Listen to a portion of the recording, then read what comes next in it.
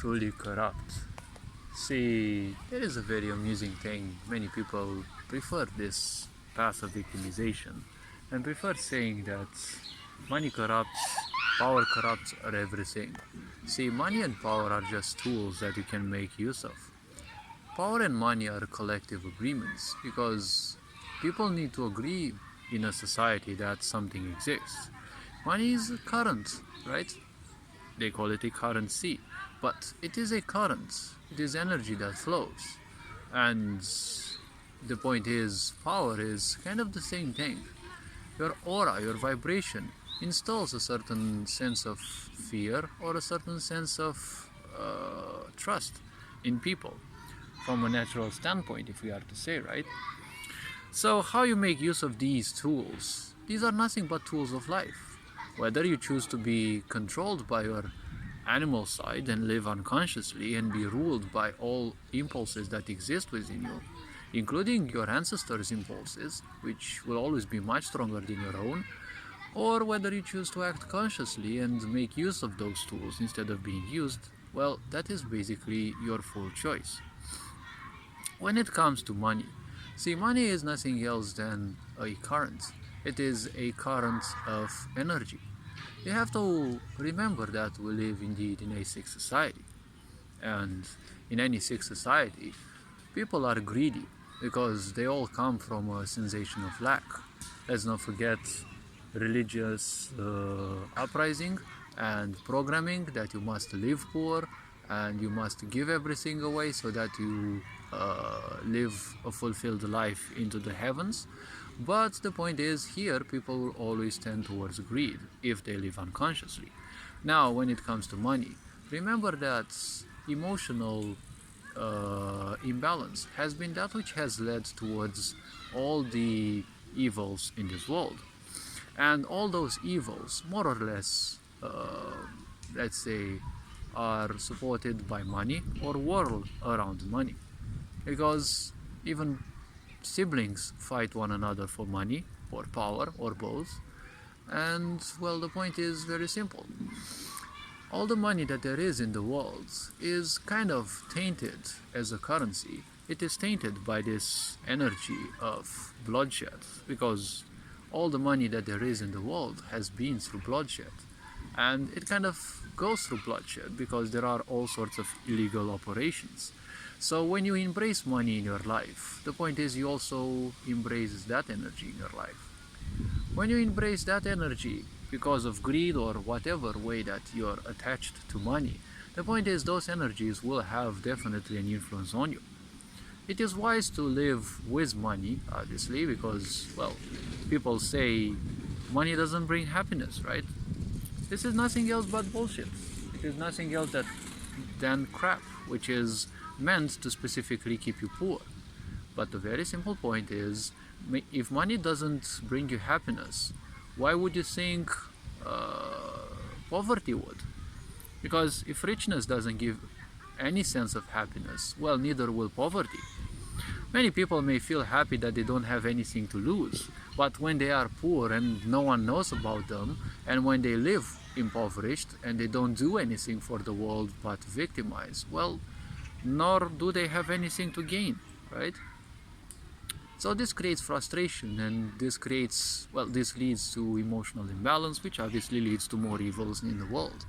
And we all know the greatest crime of this world is ignorance, followed immediately by the second one, which is, well, let's put it like this, inhibiting any life form's ability to grow purely and freely in life, and simply programming them that they are weak, that they are incapable, that they are not worthy enough, and all sorts of frustrations and programming that we have taken from the previous generations.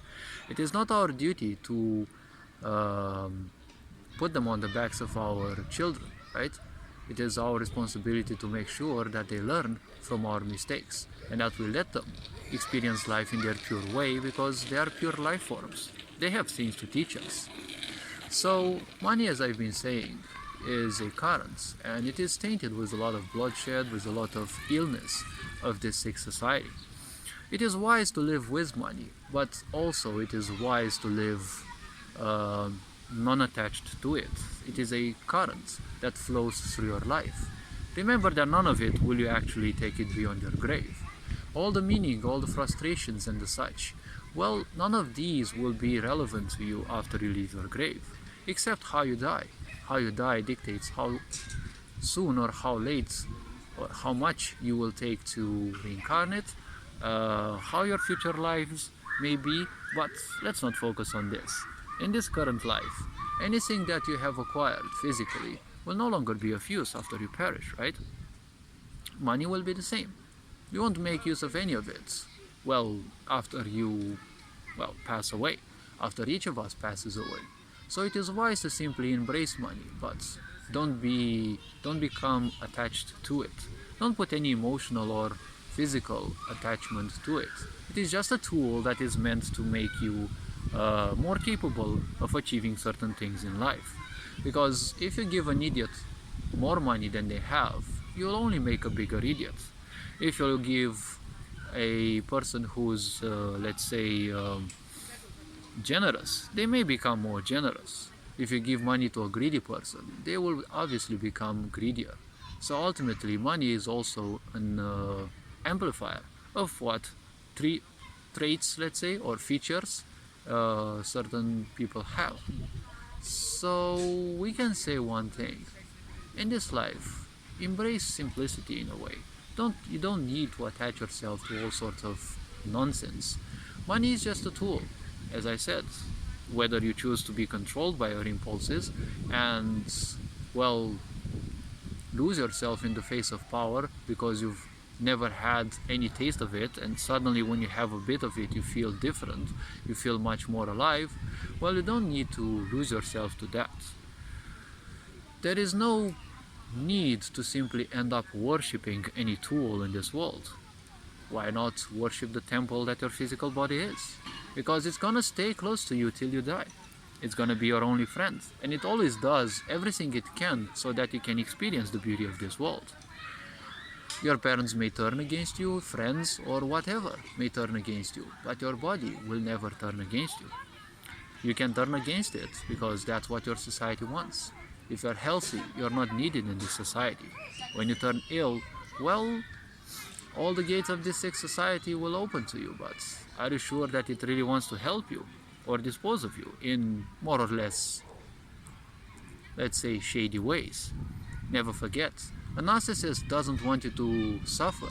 They want you to beg for suffering because that's what gives them validation. You're asking for it, right? Not because you're suffering. If you're already suffering, it gives them a bit of satisfaction, but if you're begging them for that, well, that's when you actually grant them power and full satisfaction, right? So this being said, hopefully this video was introspective. Take care, enjoy life, and well, all this being said, Ferenc on board signing out.